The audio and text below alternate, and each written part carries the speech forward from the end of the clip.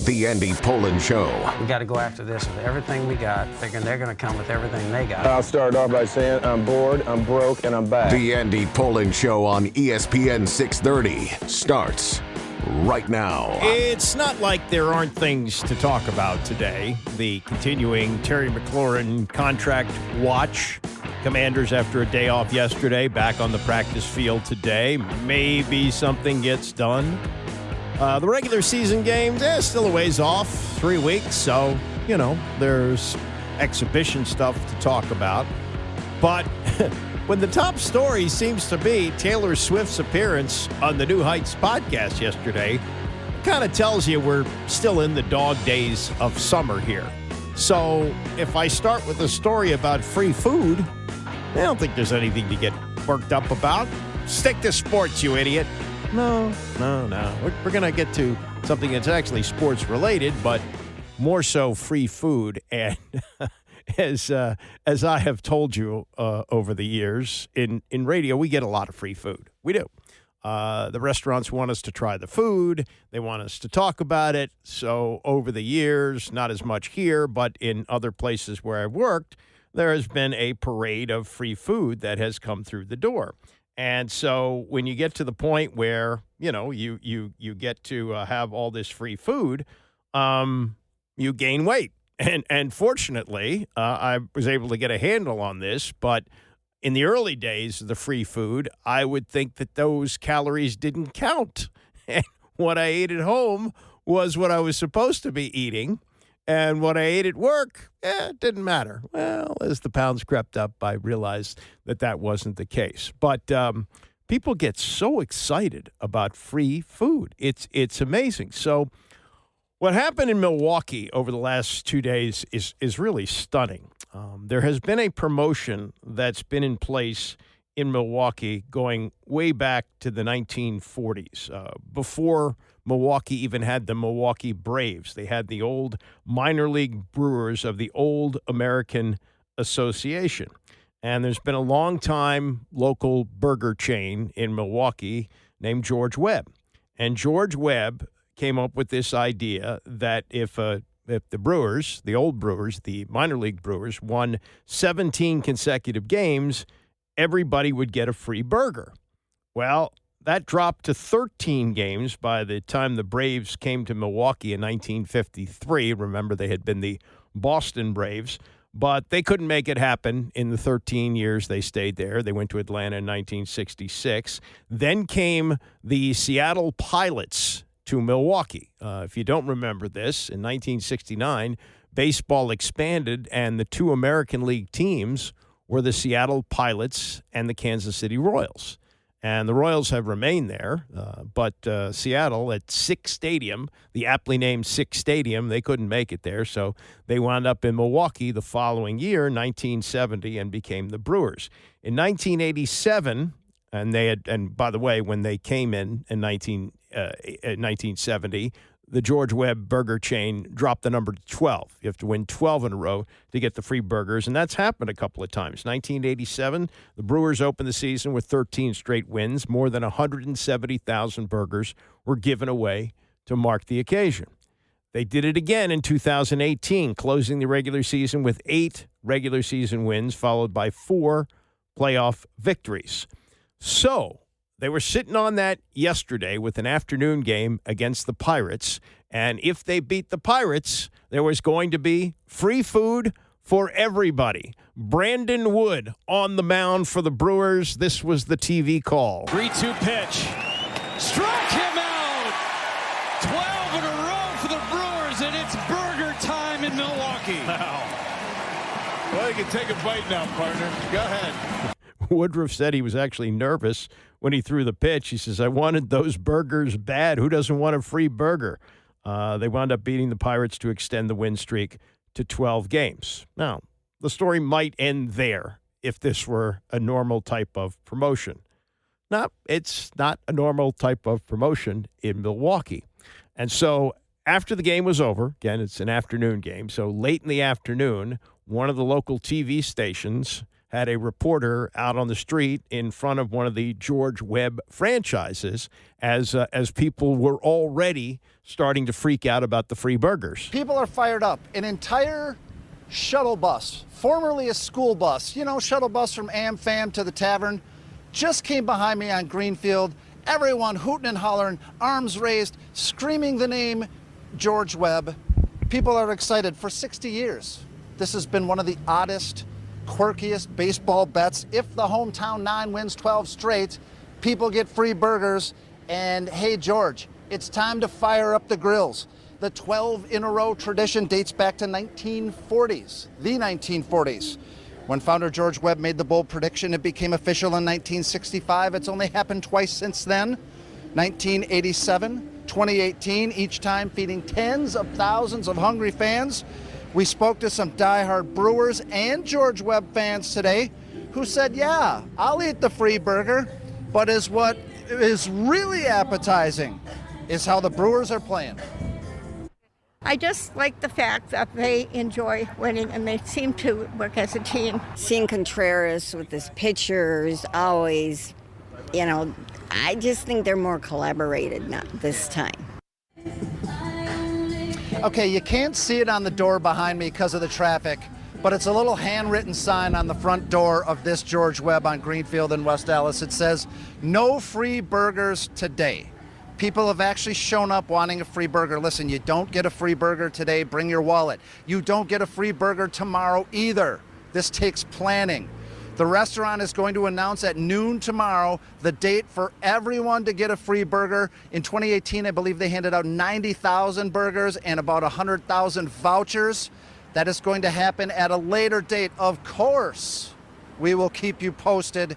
It is time to rejoice. We've got the best team in baseball, and we got free eats. So it should have ended there, right? It happened. The 12-game win streak for the Brewers means free burgers for everybody from George Webb. And the word was getting out late in the afternoon, including from that particular reporter, that they were going to announce today, and that's coming up at 1 o'clock our time, noon their time, what the procedure is going to be for the free burgers. It's not like you can just storm the George Webb franchises to get your free burger as soon as that final out is called. Doesn't work that way. But that didn't stop some idiot from actually calling 911. We called 911 because they won't give them his free burgers for the Brewers game today. He was advised the game wasn't over yet. Don't be this guy. Dispatch audio from Brookfield indicates an angry customer may have called 911 today with that complaint. It happened at the restaurant along Blue Mountain Road in Brookfield. The interest in those burgers so overwhelming that the website for George Webb actually crashed for a short time at the end of the Brewers game. The restaurant says it will announce the date of the giveaway tomorrow at noon. Let us have some patience. We can cheer on our Brewers. Does this surprise you, Mark? No, I said it as soon as they won. I was saying, do not go to George Webb now. You're not going to get a free burger. You can go there and pay for it. Right. But just let him have a chance. Right. To get everything together, and then we'll be all right. And then we'll do it. You got to have the beef. Like Clara Peller said decades ago, where's the beef? Well, to have enough beef for a couple 100,000 burgers, and I got to imagine with social media and the way the word gets out so much faster these days, that unlike 1987 when they gave away 170,000, it might be twice that much. Who knows? But they got to be ready for it. Will they take a loss on this? Yeah, I guess. The publicity is good, though. And if you go in to get your free burger, you're going to buy a Coke and fries and whatever else. So, and then you're going to have to wait in a long, long line. That's another thing. You may have your voucher, but when you show up at George Webb on the day that this is going to be given out, you're going to have to wait a long, long time. How much is your time worth? What does a burger cost? $4, $5? I don't know. But that's something that people gravitate to. Free is a great draw. Now, most people don't have it like I have it here, where they bring the free food to you. But, there are some promotions that go on from time to time. They have like Donut Day, and they give you a free donut or a free ice cream day or something. But you got to wait a long time for it. How much is your time worth? So, anyway, just an unbelievable ramp up in Milwaukee from, hey, a free burger if they win 12 in a row, to somebody calling 911, not listening to directions that, hey, it's not going to be immediately after the game. The burger chain has to announce plans and to set this up properly so that they don't run out of the hamburgers. Now, this brings me to something that happened here 20 years ago. It was 2005, and Alex Smith was a rookie quarterback with the San Francisco 49ers. And I forget which pizza chain it was. It may have been Papa John's. Had a deal with the then Redskins. And the deal was if for every Redskin touchdown in a game, you would get a free topping on your pizza. And if the team won, which they weren't doing a lot of prior to that season. That turned out to be a good year, the best year that Joe Gibbs had in his second go-round. But the year before, they'd won only 6 games. But if the team won, they would double the number of free toppings on your pizza. If they lost, and let's say they scored 21 points, you would still get 3 free toppings. If they won with 21 points, you would get 6 free toppings. So they played the 49ers in this game with this deal, and they scored 7 touchdowns. They rang up, I believe, 52 points in this game. In fact, it was one of those games where the 49ers were so bad and Washington was starting to look pretty good. Remember, they had started that season with just 3 field goals, but enough to beat the Bears 9-7, and then they had the Midnight Miracle at Texas Stadium in Dallas, where Santana Moss caught 2 touchdown passes in the last 4 minutes of the game after they'd been trailing 13-0 most of the game, and they were starting to play well. And Tony Kornheiser, who was still writing the Post then, wrote a column and said, this game for Washington or the Redskins looks like lunch meat. And Joe Gibbs freaked out about that. Who would write something like that? Somebody wanted us to lose?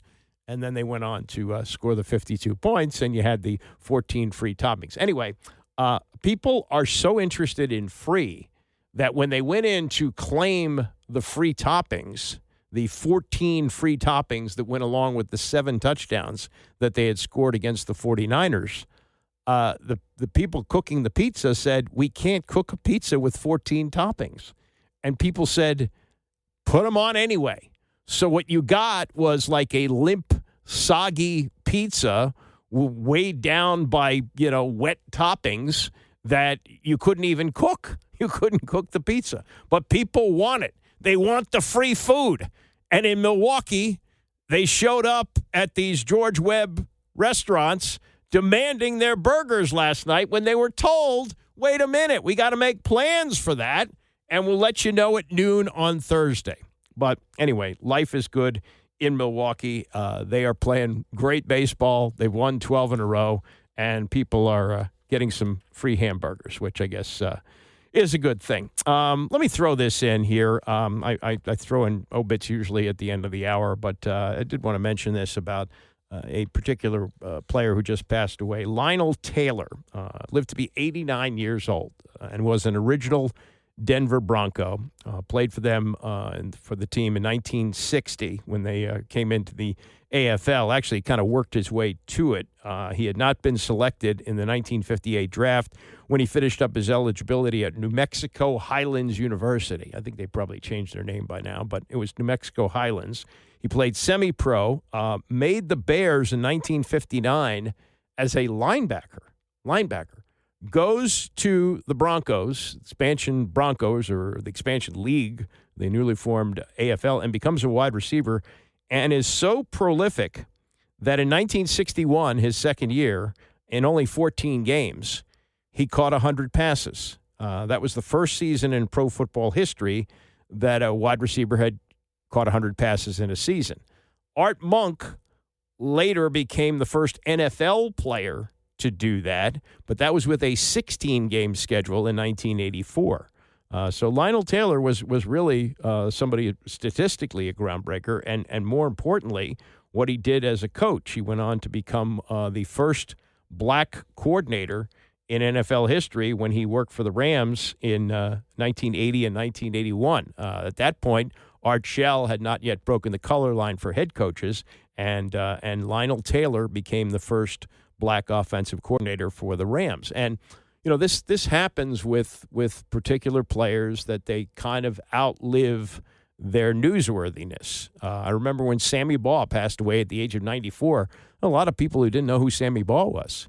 And Lionel Taylor, living to 89, he has two significant things in his career. First, to catch 100 balls in a season, and then he never became a head coach in the NFL, but he became a very successful assistant coach for the Browns, Oregon State, Texas Southern. He was the head coach there, and also coached the London Monarchs of the World Football League. So I think attention should be paid to Lionel Taylor, passing away at the age of 89. He also, one year, and this was the pass-happy AFL, he averaged over 100 yards receiving per game, and it was only the 12-game schedule. The first year, 1960, finished with 1,235 yards on 92 catches, and that is still a team record for most games, or most, I say, team record for highest average of reception per game over 100 yards. So rest in peace, Lionel Taylor, and I think it should be recognized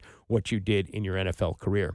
Kurt Warner was on the Rich Eisen Show yesterday, and Kurt Warner has now made a business of coaching quarterbacks, studying quarterbacks. Of course, he works for the NFL Network, analyzing games, and had some interesting things to say about the development of quarterbacks, which we will get to shortly. Also, the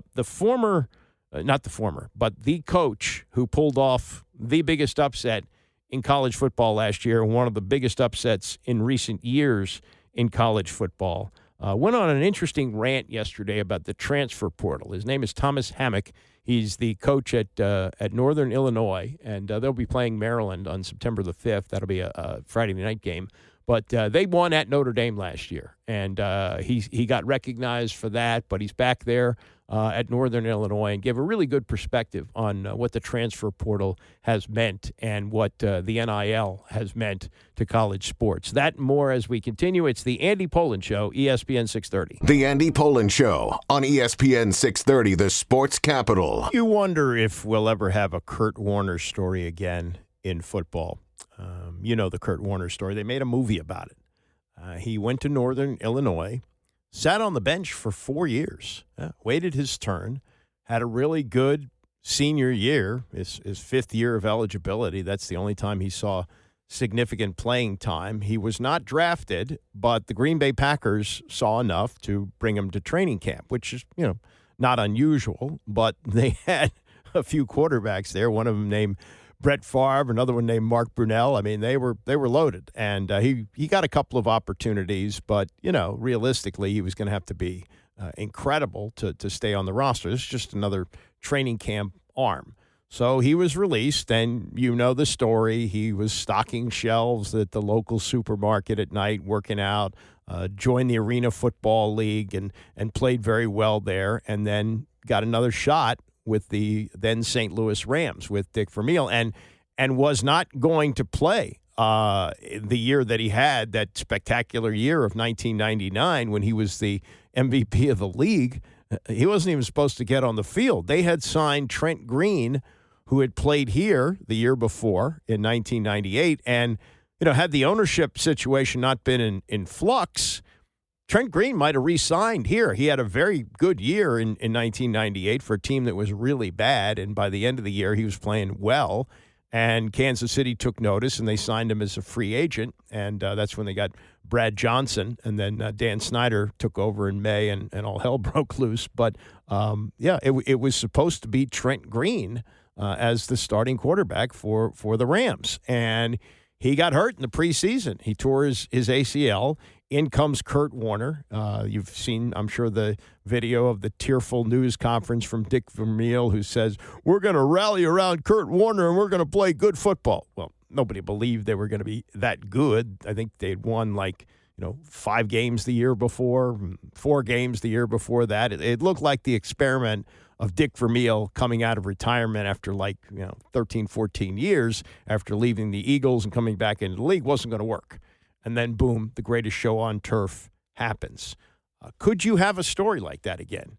Well, I think you'd have to go back to his days at Northern Illinois, where he's sitting on the bench for 4 years. With the transfer portal, that's not happening. He's gone somewhere where he's going to play. Now, it might have been even a smaller place than that, but he would have gotten an opportunity to play. That would have been part of the deal as a transfer.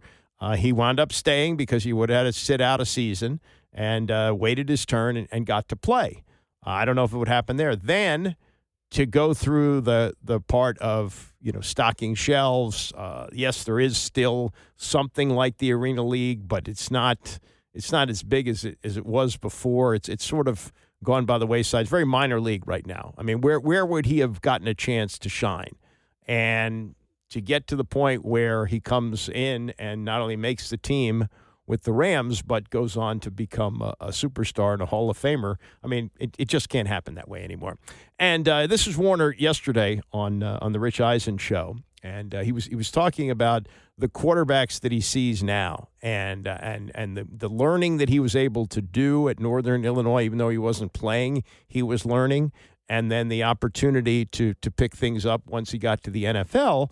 It's working a lot differently these days than it did during his days more than 25 years ago. When you look at kind of the way the quarterback position is being developed, I coached high school football as well, and so I'm a little bit in the know about what's going on there. Is that a lot of football has become, what I call pure progression. I have this conversation all the time where, they want players to play quickly. They want their best athletes or best throwers to be on the field as quick as possible. So they try to develop a system that doesn't take quite as much learning, seeing coverages and deciphering what they're seeing and being able to change their reads on the fly.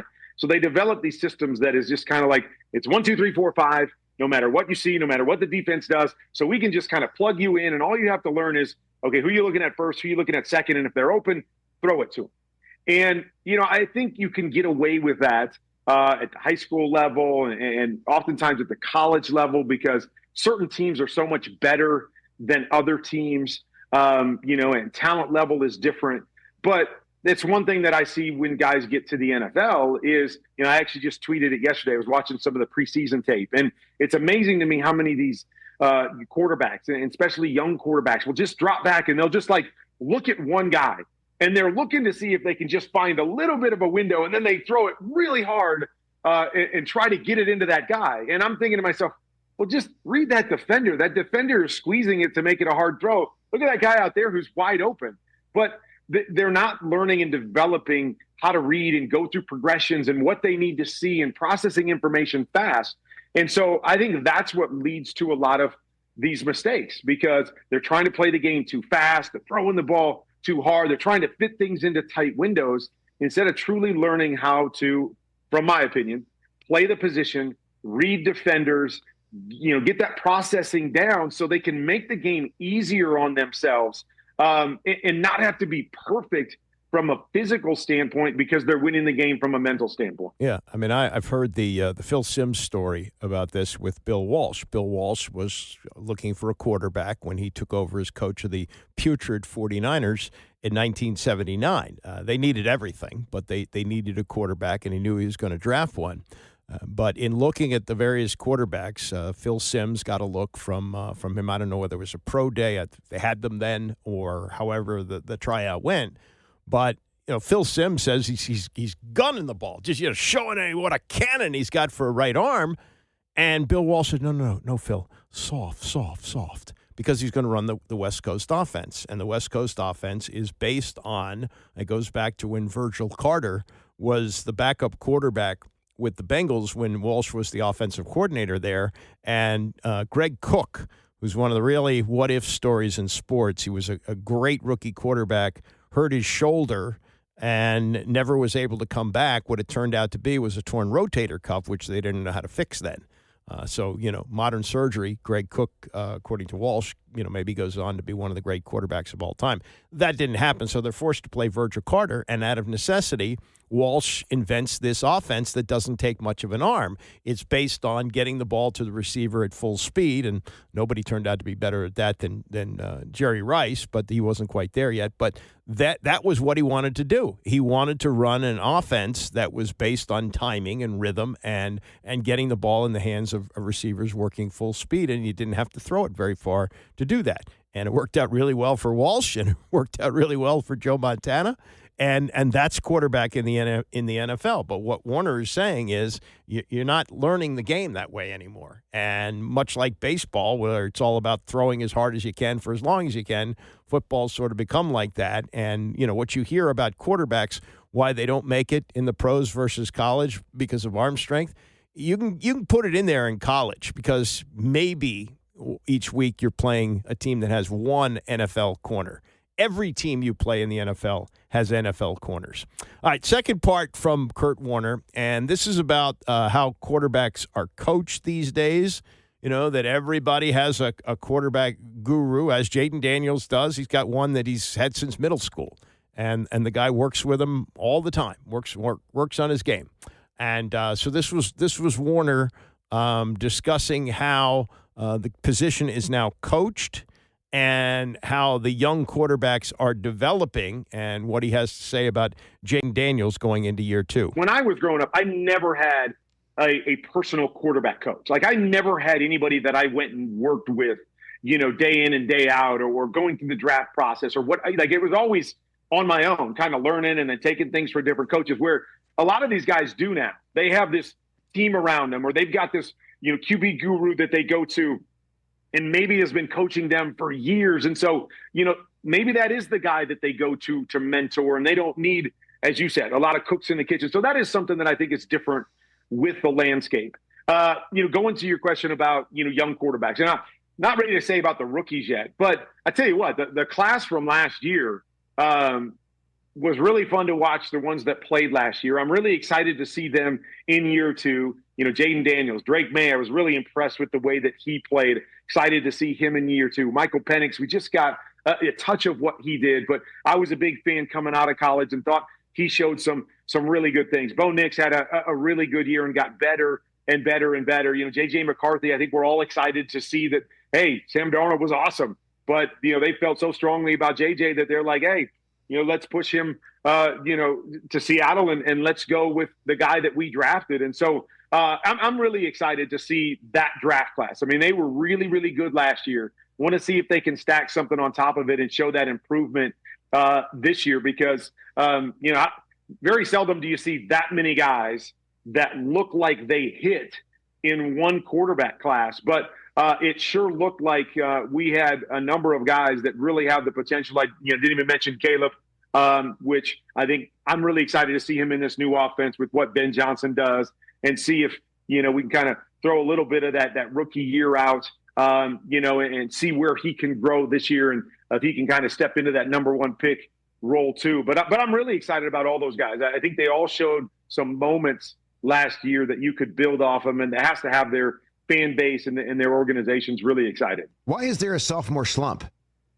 Why does that seem to always kind of happen every year? You kind of see it. Yeah. Like I saw it with CJ Stroud, and I went, oh, like first year it was like, oh, this guy's got the break. And then even with Baker, it like first year he's out, boom. And then second year I'm like, wait, what's going on? Why does that happen? Yeah. I think usually 2 things in my opinion. The first thing is we always say that, nobody really has a book on you until you play a full season. And by that, I mean, to look at your tendencies and what you like to do and where you're really good and what kind of things gave you trouble on a season. Do you get a season under your belt and people can start building this and start looking at the analytics and where did you struggle and you struggle against pressure, was really good against pressure, those kinds of things. And so I think that's the first thing is the more you play, the more people start to understand who you are and what you do, and they try to take advantage of it. I think the second thing, I remember back to that first year in '99. I don't want to say the game was easy, but it felt like, we had kind of a new offense that year. I was new to the scene, but it felt like that first year that I was throwing to my first read a lot. Like nobody really knew what we were offensively. And so, I was getting kind of drop back. Oh, my first guy's open. I just got to play pitch and catch with him. And then you get into the second and third year. And even though the stats might not have been as good, I would always think, oh, man, I'm playing better football because teams are taking away my number one and I'm working quickly to number three and I'm able to process information. I'm getting through all this stuff. And that's what they do is they start to go, okay, this is kind of how their offense is built. Let's take that away and let's force the quarterback to get beyond number one, to have to see things, to disguise things a little bit more. And so now, these quarterbacks in year two, even though they may be a little better quarterback, it's harder to play the position because teams know who you are. They're trying to take what you do away well, trying to take what your offense does away, and now you've got to process. You've got to see things. You've got to get through your reads faster. And if you can't do that, if you're not quite ready to do that, boom, there's where your sophomore slump comes in. There's where you fall back a little bit, and you've got to grow as a quarterback to become better at processing that information, getting through things quickly, knowing what you need to see, and then getting the ball out of your hands. Yeah. Sue, that's a pretty good explanation. It's almost like losing weight. Like when you're dropping weight, you're eating right, you're exercising, and then comes the part where you've dropped the weight and you got to keep it off. And that's a lot harder than you think because, A, you can't go back to your old eating habits, and B, your body adjusts, so it needs fewer calories to maintain the weight that it is right now. So if you want to keep it down, you have to pretty much continue to diet or eat in another way, and maybe that's something of a comp for the regression. Now, this was interesting yesterday. Phil Simms and Mike Florio on Pro Football Talk, they started looking at the NFC East, and everybody is around the league looking at this as well, saying, yeah, that was an unbelievable year for the Commanders. Jaden Daniels was just a rookie. Things should get better. They maybe improve the roster, though that'll be determined what happens with Terry McLaurin. Got to have Terry McLaurin on the roster for sure.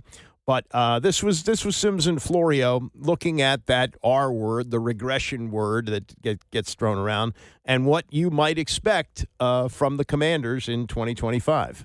Is there a chance that year two for the Commanders, higher expectations, months of opportunity to study film on Jaden Daniels and maybe come up with ways to confound him, maybe sophomore slump, I don't know. Right. Could it be that they're vulnerable to not finish second? I just don't know who would rise up to take over second. I feel like they could go 9-8 and still finish second. Yeah, I hear you there. I mean, I think so too. And I'm also with you in that, I haven't made final predictions and all that, but there is a part of me that, the things you said about Washington, everybody in the division getting used to, how they're coached on both sides of the ball, that initial first-year energy, right, with a new coaching staff and Dan Quinn and Cliff Kingsbury and all of that. I will sit here and tell you, I mean, I think they had a little bit of a shamrocks last year anyways, right? Whether it's, beating the Giants. Against the Bears. Right, the Bears. Malik Neighbors catches the ball on the sidelines, one of the easiest catches of the year, week 2. The Giants are going to win the game, right? They get the Bengals when they can't do anything early on in the year. Right? They had a lot of things, I feel like, fall their way. I believe Deshaun Watson, did he get hurt in the game they played against the Cleveland Browns? It might have been. I feel like it might have been that wouldn't game. Have mattered. Right. No, it wouldn't have mattered, right? So they had some things that were favorable to them. I could see a little bit of a letdown, but I'm still going to pick them second right now. I am going to pick them second, right? I mean, I look at Jaden Daniels and think he's special. We know they've improved their wide receiver core. Cliff Kingsbury does seem to run the ball and has found some new tricks on the offensive side of the ball that I found pretty awesome last year. And their D is real damn good. It's real damn good. So, yeah, it's hard for me not to pick them second. Are you the same there in that one? Yeah, I am. But we've seen this before where there's a team that is on the upward trajectory and the expectations are too much.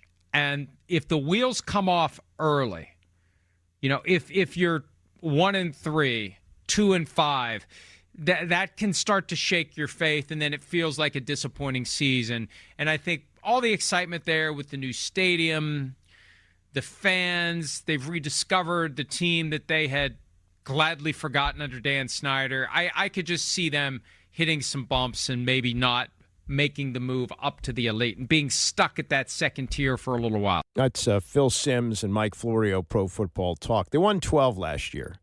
They might get in at 9 and 8, right? I mean, that's still possible. Yeah, they got a tougher schedule. They're under the microscope a lot more. There are things, like Zach Ertz is a year older, Bobby Wagner's a year older. A lot of things that were really a part of their success last year could change. But that's why they play the game, and that's why we're still more than 3 weeks away from the season opener. Coming up, Joe West on umpiring, plus Frank Thomas with some interesting thoughts on his career in baseball and broadcasting. It's the Andy Pollin Show, ESPN 630. So in baseball's famed Mitchell report, there was only one player who cooperated. And if there was one player who looked like he was downing steroids, it was Frank Thomas.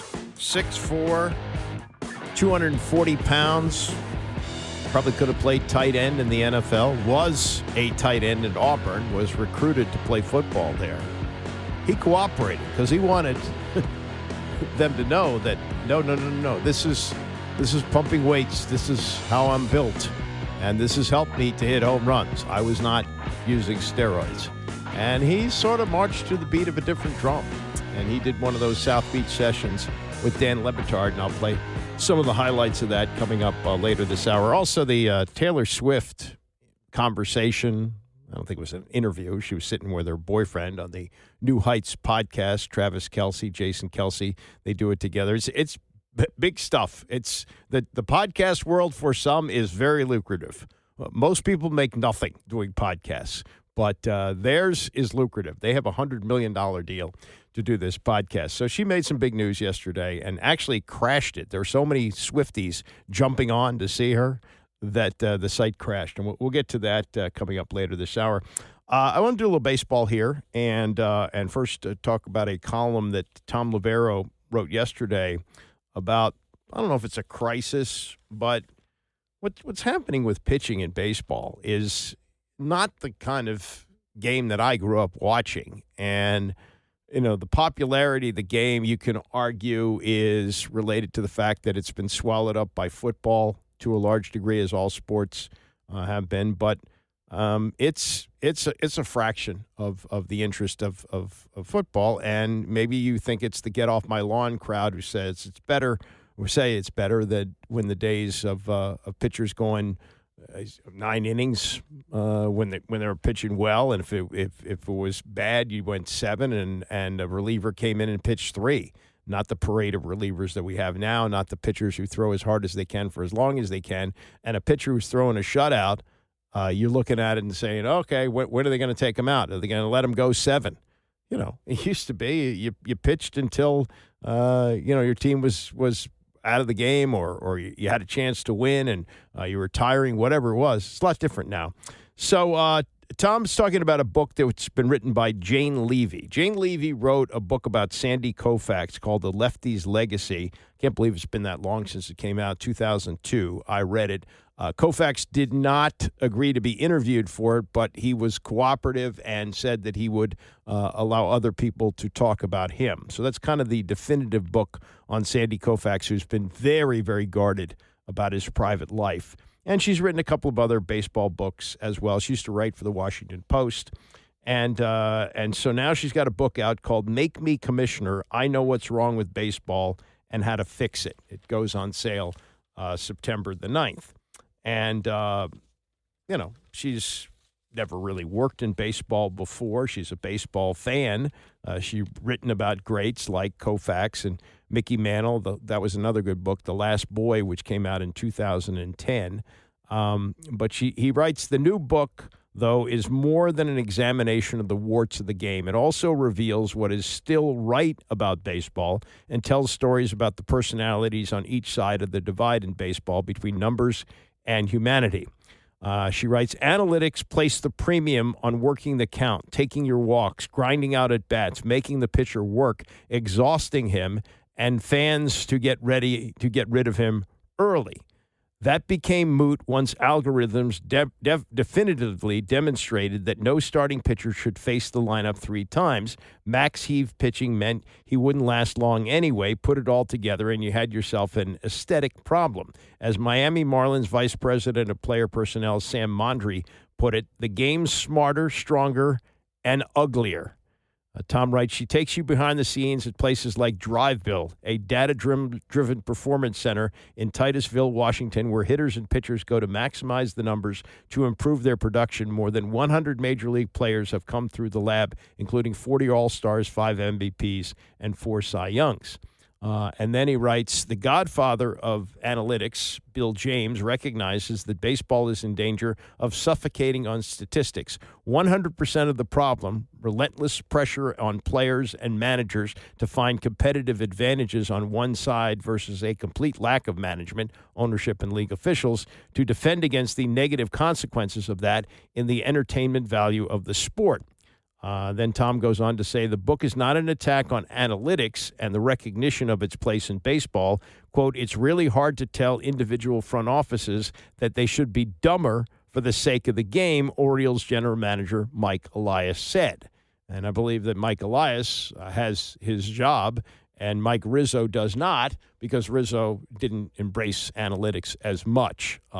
This new group, who knows? Now, Tom did report last week. I saw this when I was on vacation.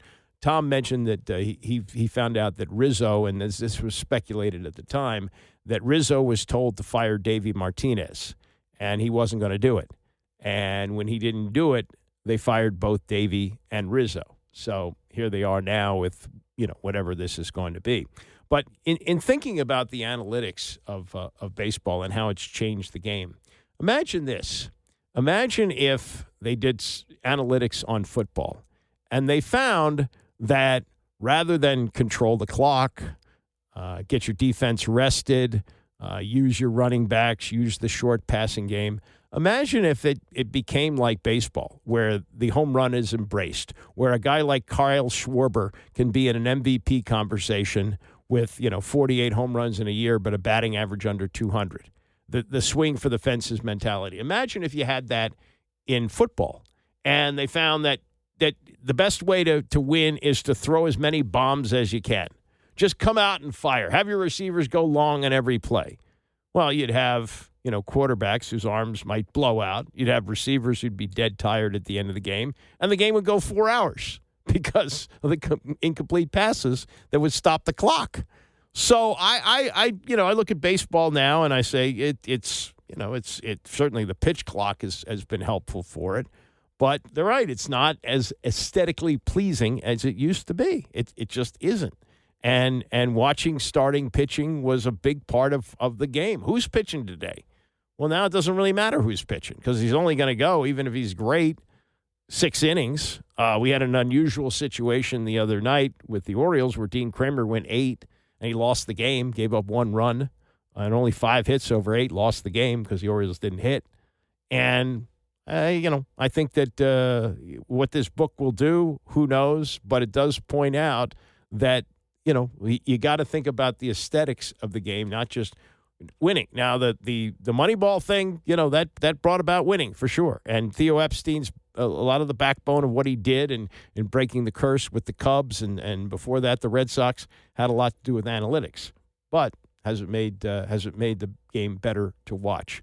Now also you're hearing about, and it seems to be on its way here. I mean, they experimented with it in spring training, and I think it's going to make its way into the game like the pitch clock, and that is the robo ump.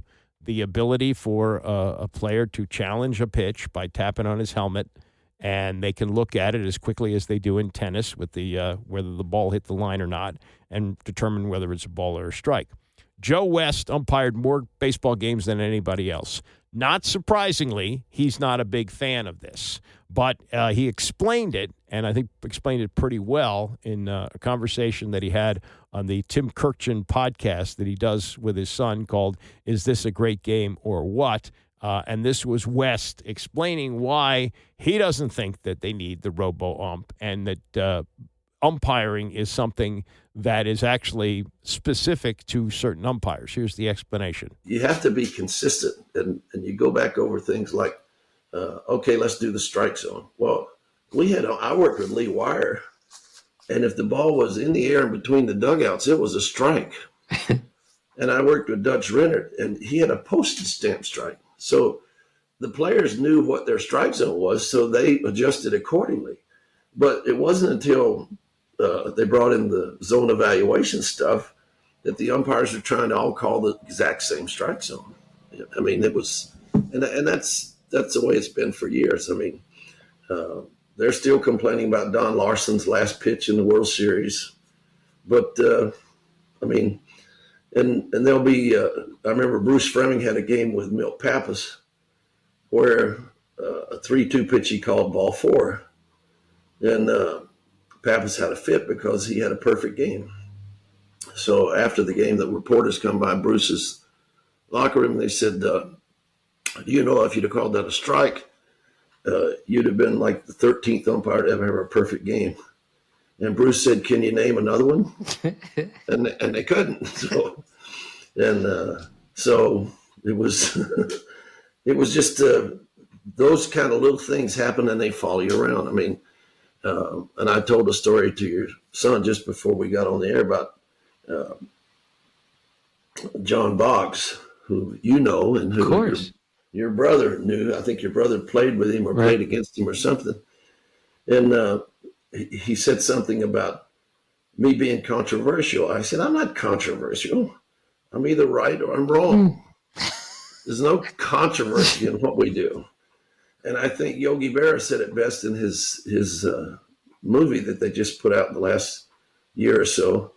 There's no pressure in baseball. Pressure is when they're shooting at you on the beach at Normandy. That's pressure. There's really no pressure in baseball. You go out and you do what you've been taught all your life.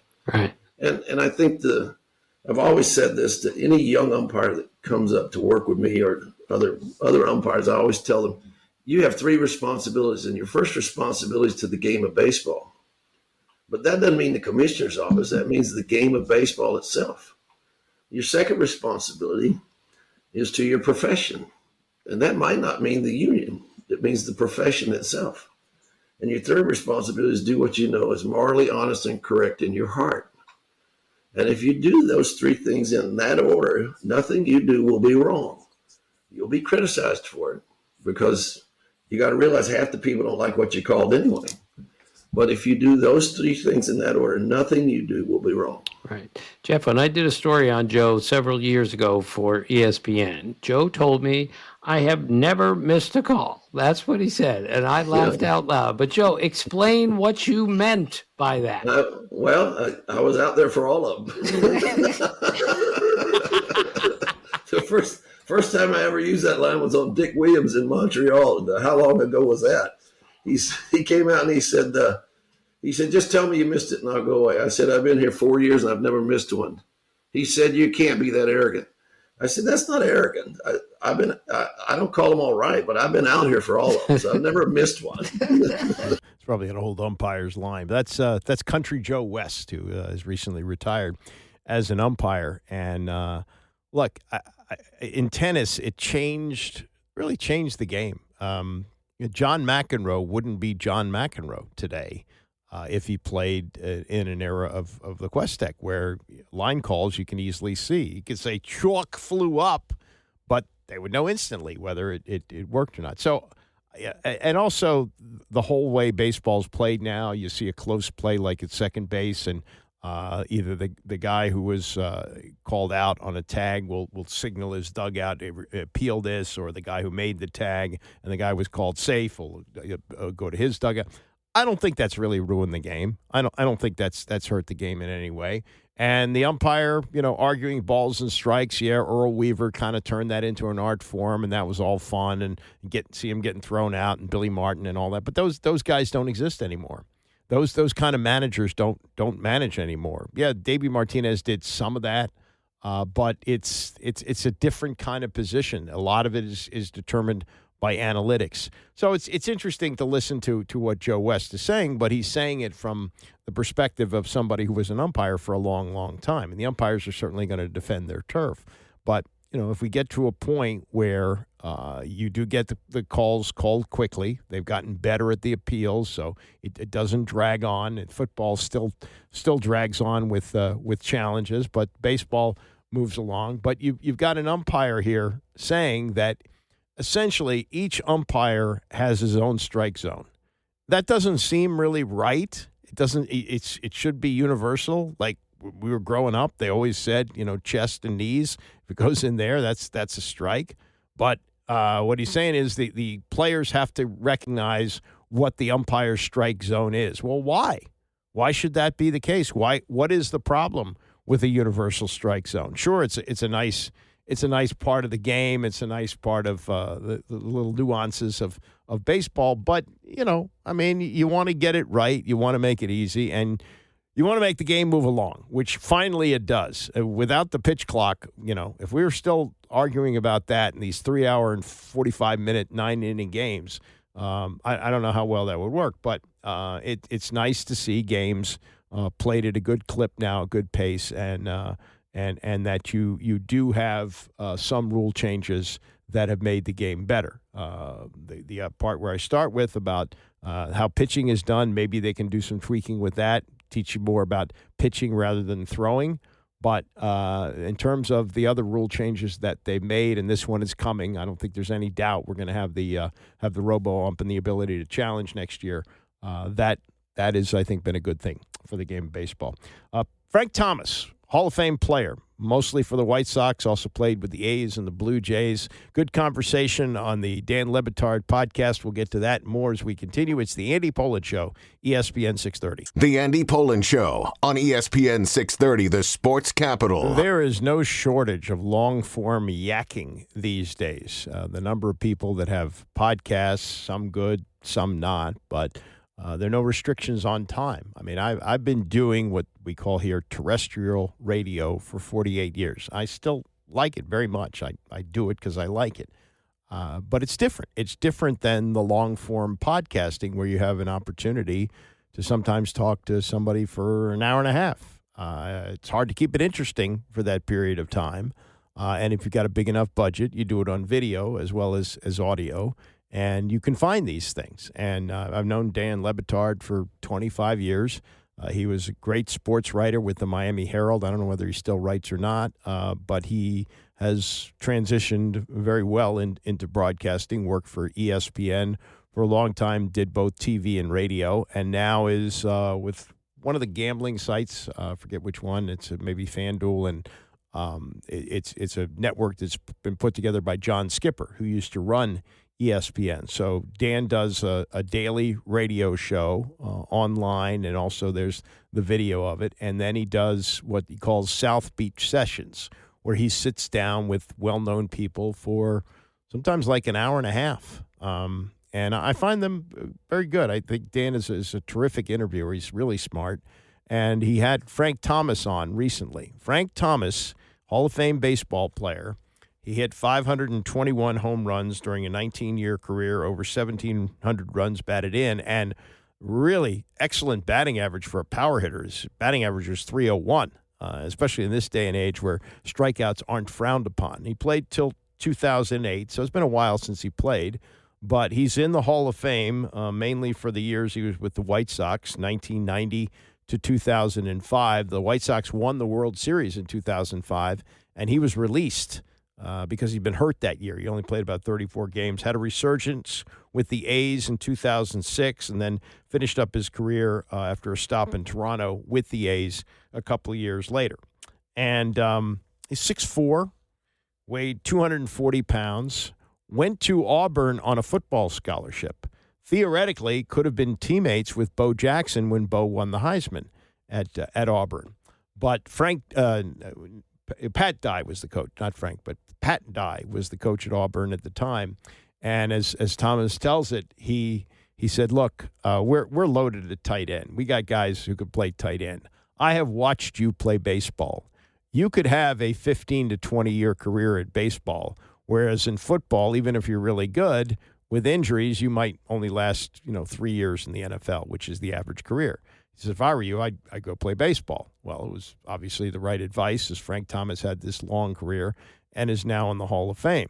So when the Mitchell investigation began into steroids, and we got these reports about what was going on with Barry Bonds and Roger Clemens and so many stars named in this Mitchell report, not that they were surprises, but this was commissioned by the commissioner of baseball at the time, Bud Selig, and this Mitchell report revealed that there was rampant steroid use in baseball. There was one player who cooperated in this, and one player who might have been under suspicion for steroids, though he came into baseball looking like this because he had been good enough to play tight end at Auburn, and that's Frank Thomas. And as he looked at the landscape and saw guys who were hitting many more home runs than he was, and actually staying healthy, partly because of the steroids, he would have had reason to be angry about that.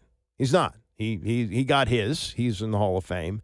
And then he also, in his post-baseball playing career, was on Fox, and one of the other people on the set was Pete Rose, who he got to know very well. So one of the questions that Dan asked Frank Thomas was reconciling the fact that you were clean in an era that was dirty with steroids, and that Pete Rose is someone who broke the cardinal rule of baseball, but should he be in the Hall of Fame, and what about all those other guys that cheated? I don't have a problem with cheaters and rule breakers. I understand most people come from nothing, and they will do anything to acquire wealth and whatever it takes. I just wasn't built that way. But I look at Pete, absolutely. What he did for the game of baseball, maybe never will ever be done. 25 years on the field with all those hits. I mean, I'm in the Hall of Fame with almost 2,600 hits. Pete had over 4,300 hits. You just think about that. So, and then one thing I feel bad about is he always told me, I wish I, get in the Hall of Fame before I die. And that hit me a couple of weeks ago that he had passed away and he's not in the Hall of Fame. But he did say, Pete Jr., I hope is alive when they get me in. So I'm going to hold on to that for that guy. Well, we'll see. I believe that he's going to get on the ballot, not the writer's ballot, because his time has passed on that. The question is, will Pete Rose get consideration from the seniors committee? We'll have to see. This is part two of the conversation, and Thomas, although he went into media, had a difficult relationship with reporters while he was playing in Chicago for the White Sox, and part of it was this was how media was changing in that period of time in the 90s, and guys like Skip Bayless became rich and famous for their confrontational style, their abrasive style. So this is Thomas discussing his relationship with the press as he talked to Dan Le Batard on South Beach Sessions. I was always misunderstood because I was focused. I was in a zone. I didn't want anybody to bother me. I wanted to stay right here. I wanted to be great. I didn't want to be good. I wanted to be great. And I got to thank Michael Jordan for that because it was his town. And Michael Jordan could do no wrong.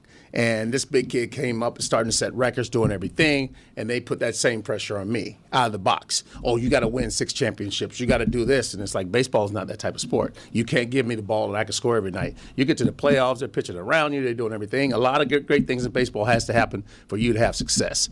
So I look at Michael Jordan's experience because I got to watch it firsthand. Most incredible basketball player we'll ever see.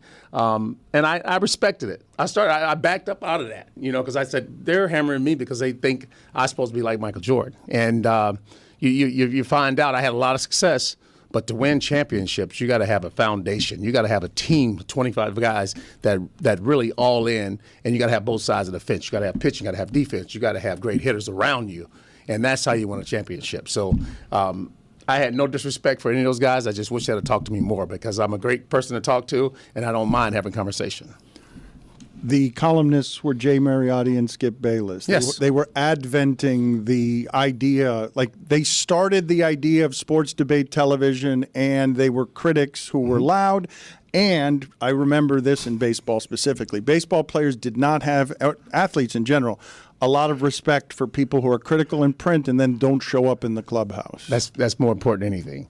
Jay never came to the clubhouse. Skip never came to the clubhouse. Skip came to the clubhouse one time, and it wasn't a great situation. It was in Cleveland, and the late Tony Phillips, Torma. I hate to say it, but Torma Novak right in front of me. And I was like, hey, I was like, Tony, it's okay. He said, no, hell, it's not okay. He went off on Skip. That's the last time he came to the locker room. And but I forgive and forget. I mean, I saw Skip many days at Fox when I was working at Fox, and hello, and nothing wrong with that. I get he had a job to do. I just wish he had spent more time having real conversation and doing interviews to get to know me, because getting to know me is not hard. And from afar, people think big, black, famous, a lot going on, interracially married. Something's going on with that guy. Focused. Yeah, something's wrong with that guy. Focused makes him aloof, makes him distant. Thank you. Makes him. Thank you. He's trying to concentrate on baseball. It's hard to be excellent at baseball. I may not be as warm as you need me to be at 45 minutes before game time. Thank you, Dan. I was being pulled a million different directions. I had one of the first baseball players, along with Ken Griffey Jr., to have big marketing campaigns, and that went all year long. There was no downtime. So I would end the season, I'm doing stuff for Reebok, I'm going around the world, to Asia, to England, wherever they wanted me to go, promoting another brand. So, like I said, I wasn't hard to get along with. People just didn't take the time to really get to know me. And there wasn't time, though, because you just mentioned your first marriage. Mm-hmm. Your focus had to be such on what it is that you were doing to remain excellent at it, and also all the business and opportunity that comes with arriving at success. You're saying I couldn't be the husband I needed to be, or what the game demanded of me, and I wasn't mature enough. Thank you. And like I said, once again, I got to thank Michael Jordan for that, because Michael has started doing something that no one has ever done to market and promote a sport. And they wanted to do the same thing with baseball when I got with Reebok. So it took a lot of time from family times, and the same thing happened in his family. He ended up getting divorced, and there's no happiness when you're never seeing your wife. It's just tough. You grow apart, and that's just what happens. So like I said, I tell people the best thing you can do right now is be a great father. I've been a great father for many, many years, and I hope to be a great father for many, many years to come. Frank Thomas, part two. Interesting time, too, in the 90s in Chicago. Sure, Jordan's the top dog. Some athletes might say, oh, boy, this town ain't big enough. I got to get somewhere where I'm going to be noticed. Now, it's basketball versus baseball, but, Jordan, the best player in the game, the most recognized, the most successful commercially of any athlete of all time. He's made billions of dollars from Nike. And Frank Thomas said, I'm going to draft on this. This is going to be good for me. That's interesting. This is the last part, and it's, like all things, they end sometimes badly. And it ended badly for him with the White Sox, and it ended badly for him after 10 years with Fox. Here is his take on those two. Starting with the White Sox, I just think, Kenny Williams and I got off on a bad foot when he became general manager. We were friends before. I think one of the first days he said, I'm taking over as general manager. Things need to be done. You might have to take a pay cut. And I took that like, whoa, are you nuts? And I handled it the wrong way. And we became a little argumentative there. And then I said, well, why don't you just trade me? And that never went over well, because he knew I was a cornerstone of that team. And taking over as general manager, you're not going to get rid of your cornerstone right away.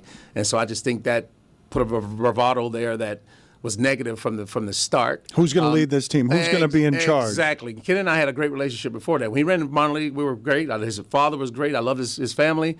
But we got off on the wrong foot when he became What did you manager. handle poorly there? I don't remember the details. Just by saying, maybe you just need to trade me. But is that the way to handle it poorly if you're being asked to take a pay cut? I was a franchise guy. And, when a general manager comes in, he can't lose a franchise guy. What are you going to tell the public? Oh, I just traded the best player on the team? No, it's hard to do that. But why is he telling the best player on the team he's got to take a pay cut? Well, it went downhill from there. And it shouldn't have, because I've always had respect for him. And I think generally he had respect for me. And it became more of a pissing match in town. And the media loved it. And they would always, put us against each other. And it went down a hill that it shouldn't have. Later, as we both matured in our jobs, we realized, what the hell's going on. But I think it was too late at that point because it was the last couple of years. But as for him, like when he was released last year, people thought I was going to have a field day and blah, blah, blah. I'm like, no, I don't disrespect people like that. That's just not who I am. I respect him. I thought he brought a championship to 2005 to the White Sox. I tipped my hat and respected him because he did a hell of a job. He had a job for a very long time in the city of Chicago. But as for the organization, I thought it was time, when that whole regime was over, I thought it was time for them to bring me back in a front office position because I see the game differently than a lot of other people, and I know I could have had a huge success in the front office and helping them do some things, but it just has never happened. But I'm I'm not going to lose any sleep on it. I mean, I've been around doing, TV with them, doing, local stuff. But like I said, I got a lot of pride for myself and respect that I just don't let things hold me down like other people do. I'm not going to go in the corner and go, oh, they don't want me around. No, I'm not going to do that. I'm just going to keep living my life, being who I am, and being a positive effect on as many people as you probably can. As for Fox TV, that was kind of devastating. I look at that. 10 years we did this with the ratings. Straight up. And, we had one of the most incredible postseason shows ever with different parts, but I was part. Kevin Burkhardt and I was there the entire time. And, I had 1 year left of my contract, and I was looking for a big raise like everybody else. You go 10 years, a decade with somewhere. It didn't happen, so I guess it was time to release me, and they did. I felt like a gut punch because I'm like, whoa, I thought I was one of the mainstays on the show, but it ended up not being that way, and team moves on. I mean, it's the TV business, it's an agent-driven business, and certain agents have a lot of power, and they have other clients, and they can move things around. That's just how it goes. So I'm not disrespecting anyone or upset about it anymore. I was upset for last year. But it was time for me to go back into the tool shed and say, hey, break out some more of those tools of yours and figure out what you want to do now. Both of these places that you've mentioned have a certain disrespect in them when you are somebody who obviously respect is very important to you. Mm-hmm. I saw again just now in the original part of that story, you still get indignant about the idea of being asked to take a pay cut. Like, yes. This is, I mean... the number was, what I did was historical. Like, how do you tell a historical player he's going to take a pay cut? I mean, are you serious? Why would I do that? I'm not asking for more money. I never was paid what I was supposed to be paid by the organization. So you're asking me for a pay cut? I'm like, are you kidding me? That's what it was about. I'm still way underpaid for what I do on a daily basis. So, it wasn't one of those things that disrespect and saying, oh, I'm not taking no pay cut. It wasn't one of those things. It was like I always felt underpaid. So you tell me to take a pay cut, I just, I got things off on the wrong foot, and it shouldn't happen. The second one has some disrespect in it too, though. It sounds like I don't want to make any. No, it's like I said, I felt I deserved a lot more money over there, and I didn't get it. I just, it was time to move on. They brought in Derek Jeter, who I have a lot of respect for, and nothing but I talked to him before he took the job. I said, well, some days you got to deal with some stuff you might not want to deal with. So, but they couldn't have replaced me with a better player. You know what I mean? He was respected captain of New York, big media town, big media market for national TV. So, hands off. I got to move on. Yes, you do, because that's the way it works in television. You may be good. May have record ratings. I don't know how much of it was on Frank Thomas, maybe part of it.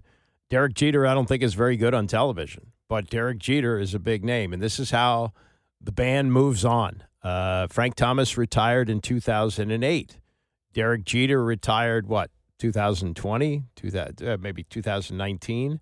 It's a different thing and a bigger name from a bigger market. It's just the reality of television. And asking for a big raise probably wasn't the right thing to do. So they got somebody who they can have for that money, even the money you're asking, and makes a bigger splash than Frank Thomas. It's the "what have you done for me lately" thing. Okay, so I thought some of that was interesting. I like this guy. I've never met him, but he does good work for the Washington Times. His name is Liam Griffin, and he's got an otherwise really good story today about the cross relationship of the coaches / managers in this town. And you probably know this anecdotally, but you might not think of it this way. With Davey Martinez getting the boot right before the All-Star game, you know who is the longest tenured professional coach in town? Spencer Carberry. Spencer Carberry, who has coached the Capitals for 2 years, was Coach of the Year this past year, the longest tenured professional coach in this area with 2 seasons under his belt. And the story goes on to talk about, coaches visiting practices for the Commanders, and Brian Keefe from the Wizards was there. He's a placeholder, but okay, he's the coach of the Wizards. Miguel Cairo, the manager of the Nationals at Nats Park, welcomed the Mystic Sidney Johnson. There's cross back and forth. People may not know this, but in 1969, which was the most incredible year that we had here for coaches, as far as I'm concerned. Ted Williams became manager of the Senators. Vince Lombardi became coach of the Redskins. Arguably, at least at that time, the greatest NFL coach in history and the greatest hitter in baseball history, getting his first chance to be a manager. And they actually shared an office. And there was overlap. You know, the Senators didn't finish the 1969 season until the end of September, and the Redskins started the season in the middle of September, and they hadn't built Redskins Park yet. So I think they practiced either at the fields near the Armory, Eastern High School, whatever it was. It was not the way it is now. So there was two guys, two of the all-time greats sharing an office at then for first year RFK Stadium, 1969, Ted Williams and Vince Lombardi. But now, they schmooze it up together and they pick up a couple of tips here and there. That's not really the gist of what I want to get to here. Washington Times, you need a little editing here. This is the lead paragraph in Liam Griffin's story today. Legendary coaches like Georgetown's John Thompson, Maryland's Lefty Driesell, and the Redskins' Joe Gibbs are long retired. Yeah, Gibbs is retired. Unfortunately, the other two are dead. So somebody needed to rework that opening line a little bit. Legendary coaches like Georgetown's John Thompson, Maryland's Lefty Driesell, and the Redskins' Joe Gibbs are long retired. Yeah, I would say, dead puts you in the retired class. I understand that, they do fall under the category of retired because each of them did, though technically John Thompson said he wasn't retiring, he was resigning. He never got back to coaching, but he never really retired from coaching. Lefty Driesell retired from coaching, but not at Maryland. He was, I believe he was at Georgia State, right? Yeah, I think he had won at Davidson. He got 4 teams to the NCAA tournament. Davidson, Maryland, James Madison, and then his final stop was at Georgia State. Okay, just a little small thing, little editing. Anyway, that is a wrap for me. Bram is coming up next. We got one more day this week, and we're going to launch into the real football. There's going to be a lot more to talk about, but we're plowing through. So we'll be back here tomorrow morning at 9 a.m.